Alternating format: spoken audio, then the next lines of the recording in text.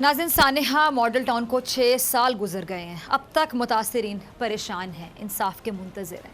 تحریک انصاف نے سانحہ model town کے متاثرین کے لیے انصاف کے لیے کنٹینر پر کھڑے ہو کے، آپ کو یاد ہوگا، ڈاکٹر طاہر القادری صاحب سے یکجہتی کا اظہار کیا تھا، لیکن حکومت میں آتے ہی، بڑے افسوس کے ساتھ کہوں گی، حکومت میں آتے ہی اپنے تمام وعدوں کو بھول گئے، یا شاید میں کہہ سکتی ہوں کہ وہ وعدے کبھی وفا کرنے کے لیے کیے ہی نہیں گئے، تبھی وفا نہیں ہوئے۔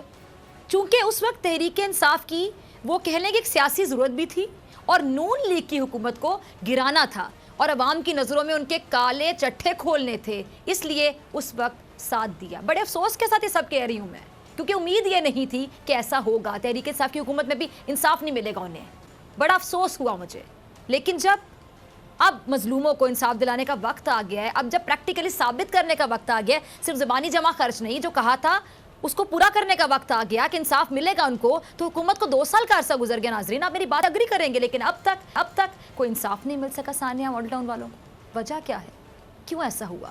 ان تمام سوالوں کے جواب تلاش کروں گی۔ ڈاکٹر طاہر القادری صاحب میرے ساتھ موجود ہیں۔ ڈاکٹر صاحب بہت شکریہ جوائن کرنے کے لیے۔ سب سانحہ ماڈل ٹاؤن کو 6 برس بیت چکے ہیں، کوئی مذاق نہیں، 6 سال شہداء کے لواحقین انصاف کے منتظر ہیں۔ اب تو حکومت بھی تحریک انصاف کی ہے، اور اب تو حکومت وہ نہیں ہے، ان کی نہیں ہے جو اس کیس میں کہہ دیں کہ بل واسطہ بلا واسطہ فریق رہے، تحریک انصاف کی حکومت ہے، لیکن اب تک انصاف نہ مل سکا۔ کیا کہیں گے آپ؟ بسم اللہ الرحمن الرحیم۔ آج 17 جون ہے اور ماڈل ٹاؤن کے سانحہ کو 6 سال ہو گئے۔ 2014 کے ماڈل ٹاؤن کے سانحہ میں شہید ہونے والوں کو اور ان کے پسماندگان کو اور ان کے لیے حصول انصاف کی جنگ لڑنے والوں کو آج کے دن تک انصاف نہیں ملا، اور میں اس ملک میں انصاف نہ ملنے کی بات کر رہا ہوں جو اسلام کے نام پر بنایا گیا، جسے آج ریاست مدینہ کا ٹائٹل دیا جاتا ہے۔ میں اس ملک کو ریاست مدینہ بنانے کا عزم رکھنے والوں سے یا ریاست مدینہ کا اسے عنوان دینے والوں سے سوال کرتا ہوں، یہ ریاست مدینہ ہے؟ یہ قانون کی بالادستی ہے؟ یہ انصاف کی بالادستی ہے؟ 2-2.5 سال قبل تو وہ لوگ اقتدار میں تھے جنہوں نے ماڈل ٹاؤن میں ناحقے معصوم بے گناہ شہریوں کو قتل کیا تھا، جو اس قتل کے مجرم تھے، جو خود سزا کے حقدار تھے، جنہوں نے رات کے اندھیرے میں ہولناک کھیل کھیلا تھا انسان کے خون کے ساتھ۔ وہ اقتدار سے ہٹ گئے، ان میں سے کچھ جیلوں میں ہیں، کچھ ضمانتوں پر ہیں، کچھ بیرون ملک چلے گئے، دباؤ میں ہیں۔ اب انصاف کے حصول کی راہ میں کون رکاوٹ ہے؟ اب مظلوموں، کمزوروں، معذوروں، محتاجوں، بے بسوں اور بے کسوں کو انصاف دلانے میں کون رکاوٹ بنا ہوا ہے؟ بالکل صحیح، بہت بڑا سوال ہے کہ آپ کون رکاوٹ ہے۔ اچھا ڈاکٹر صاحب، یہ بھی جاننا چاہیں گے تمام ناظرین کہ پاکستانی عوامی تحریک اس معاملے میں اب ان مظلوم لواحقین کے لیے کیا کر رہی ہے؟ کوشش تو آپ لوگ پچھلے 6 برس سے کر رہے ہیں، کیا کر رہے ہیں مزید؟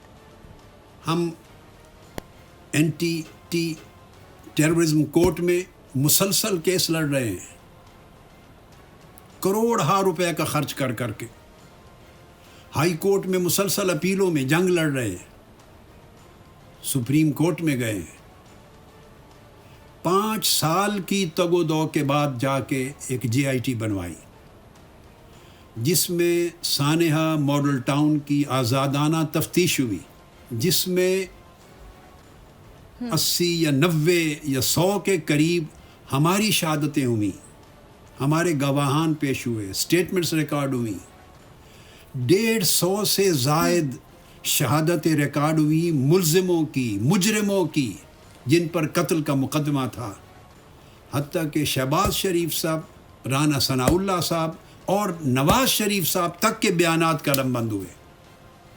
JIT نے سارا کام مکمل کر لیا، اب اس کی رپورٹ سبمٹ ہونی تھی عدالت میں، تاکہ JIT کی تفتیش کے نتیجے میں فریقین کی طرف سے دونوں جانب سے مکمل شہادتوں اور بیانات کو ریکارڈ کرنے کے بعد اب کیس کی باقاعدہ سماعت آگے ہو سکے، عین اس موقع پر اس کو معطل کروا دیا گیا اور وہ آج تک معطل ہے۔ ہمیں تاریخیں نہیں ملتی، ہمارے لیے بینچ نہیں بنتے، ہماری آہ و پکار کی سنوائی نہیں ہے اس ملک میں جسے ریاست مدینہ کا نام دیا جاتا ہے، اور حکمران وہ شخص ہے، وزیر اعظم اس وقت وہ شخص ہے جو میرے شانہ بشانہ کھڑے ہو کر ماڈل ٹاؤن کے مظلوموں کے انصاف لینے کا اعلان کرتا تھا، جنہوں نے ہر صورت وعدہ کیا تھا کہ ان مظلوموں کو انصاف دلاؤں گا اگر میں اقتدار میں آیا۔ آج وہ اقتدار میں ہیں، وہ پاور میں ہیں، مرکز میں ان کی حکومت ہے، پنجاب میں ان کی حکومت ہے، طاقت ان کے پاس ہے، قانون ان کے ساتھ ہے، وہ خاموش ہے، اب ایک بیان تک دینے کے روادار نہیں ہے۔ اور اس کے بدلے جن غریبوں نے احتجاج کیا تھا سرگوتا میں، ان کو 7 سال کی سزائے قید سنا دی گئی، 107 کے قریب، جن میں سے اب 12-13 افراد کی 1.5 سال کے بعد ضمانت ہوئی ہے، باقیوں کی ابھی تاریخ لگی ہے۔ اللہ بھلا کرے ان جج صاحبان کا جنہوں نے تاریخ لگائی، سماعت کی تو دیکھ لیا کہ جھوٹا کیس ہے، ان کے اوپر کوئی جرم نہیں بنتا۔ 13 کو ضمانت ملی ہے، اب انشاءاللہ تعالی بقیہ لوگوں کو ضمانت ملے گی۔ ہم ضمانتیں کروا رہے ہیں، احتجاج کرنے والے، آہ و پکار کرنے والے، اس ظلم پر آواز بلند کرنے والے جیلوں میں ہیں، ضمانتیں کروا رہے ہیں، اور قتل کرنے والے، خون بہانے والے، انصاف کو ذبح کرنے والے وہ آزاد ہیں۔ کوئی بیرون ملک ہے، کوئی اپنے دیگر سیاسی معاملات میں ہے، مگر انسانی خون بہانے کی سزا آج کے دن تک کسی کو نہیں ملی۔ میرا سوال ہے، کہاں ہے وہ طاقتور ادارے انصاف فراہم کرنے والے؟ کہاں ہے قانون کی بالادستی کی بات کرنے والے؟ کہاں ہے غریب کی بات کرنے والے، کمزور مزدور کی، محنت کش کی، مظلوم کی بات کرنے والے کہاں ہیں؟ کیوں خاموش ہیں؟ بالکل جائز سوالات ہیں آپ کے، بالکل جائز سوالات ہیں، اور 6 سال بعد یہ سوالات، آپ لوگ تو پہلے دن سے آواز اٹھا رہے ہیں اور 6 سال ہو گئے ہیں۔ اچھا، یہ بھی سوال تمام لوگوں کے ذہنوں میں گردش کرتا ہے ڈاکٹر صاحب کہ سانحہ ماڈل ٹاؤن کے بعد تحریک انصاف تو آپ کے ساتھ شانہ بشانہ کھڑی تھی، آج وہ وفاق کے ساتھ صوبوں میں بھی مضبوط ہے، مگر اس کے باوجود آج آپ کے ساتھ نہیں، تو کہاں دیکھتے ہیں آپ انہیں، اور کب تک یہ جنگ جاری رہے گی ڈاکٹر صاحب؟ میں یہ بتا دوں، ریاستیں اور حکومتیں کفر کے ساتھ تو چل سکتی ہیں، ظلم کے ساتھ نہیں چل سکتی۔ ظالم کو بہر صورت اپنے انجام پہ پہنچنا ہے، اور ظالم کون ہوتا ہے؟ ظلم کرنے والا بھی ظالم ہے، اور ظالم کو بچانے والا بھی ظالم ہے، اور مظلوم کی داد رسی نہ کرنے والا بھی ظالم ہے۔ ہمارا اپنا فریضہ ہے، ہمارا ایمانی فریضہ ہے، ملی فریضہ ہے، تحریکی فریضہ ہے، انسانی فریضہ ہے، ہم وہ انجام دیتے رہیں گے، کبھی سرنڈر نہیں کریں گے انشاءاللہ تعالی۔ ہم مظلوموں کے ساتھ ہیں، وہ ہمارے شہید ہیں، وہ ہمارے کارکن تھے، ہمارے لیے انہوں نے جانیں دی۔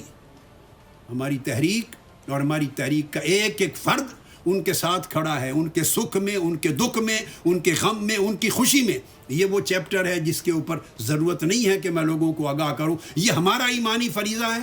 ہم کس طرح ادا کر رہے ہیں، تحریک کس طرح اس وفا کو نبھا رہی ہے، اور تحریک کے کارکنان کس طرح اس کا حق ادا کر رہے ہیں، یہ اللہ جانتا ہے، اللہ کا رسول بہتر جانتا ہے، اور وہ مظلوم شہید بھی اور اسیر بھی ان کے گھر والے بہتر جانتے ہیں، سب کو معلوم ہے۔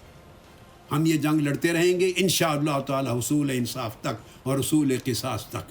ٹھیک ہے جی۔ اچھا، آپ کا شروع سے پہلے ڈاکٹر صاحب، سانحہ ماڈل ٹاؤن کے جو شہداء کی 6ٹھی برسی ہے، اس موقع پر آپ شہداء کے لواحقین کو کیا پیغام دیں گے اس پلیٹ فارم سے؟ میں چاہوں گی کہ کوئی پیغام اگر آپ دینا چاہیں۔